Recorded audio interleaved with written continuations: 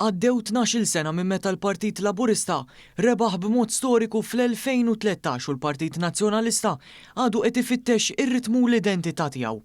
Minkejja tmexxija ta' tliet kapijiet differenti Simon Busuttil, Adrian Delija u Bernard Grech, il-Partit Nazzjonalista ma rnexxilux jerġa' jġib il-fiduċja tan-nies. Dan kien is-sentiment li wassal permezz tal-kitba tiegħu fuq il-Gazzetta di Malta Independent il-ġurnalist Albert Galea. L-Independent innutat kif Simon Busuttil dak iż-żmien kien meqjus bħala s-suċċessur naturali ta' Lawrence Gonzi, iżda l-idejat konservattivi tiegħu fuq id-drittijiet ċivili kif ukoll l-astensjoni dwar il-liġi tal-Unjoni Ċivili waslu biex il-Partit Nazzjonalista jitqies bħala mhux relevanti fuq kwistjonijiet soċjali. Wara Busuttil l-istess Gazzetta Independent innutat kif Adrian Delija ġie elett minn fost il-membri kollha tal-partit.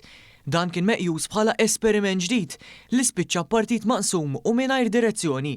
Delija għalkemm kellu l-appoġġ tal-partitarji fil-bidu qatt ma kiseb l-għaqda tal-partit u t-telfa fl-elezzjoni tal-2019 waslet għal tnaqqis ieħor fil-fiduċja.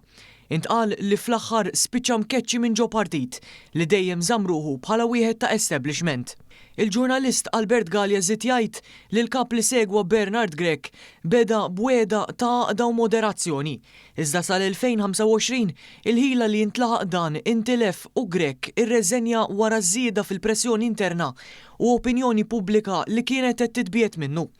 Albert Grech tem jgħid kif illum il-ġurnata il-Partit Nazzjonalista jerġa' jinsab f'punt fejn irid jibda mill-ġdid bil-partit għadu ma sabx mexxej li kapaċi jikkonvinċi l-elettorat b'viżjoni ċara u b'kapaċità li jifforma gvern alternattiv.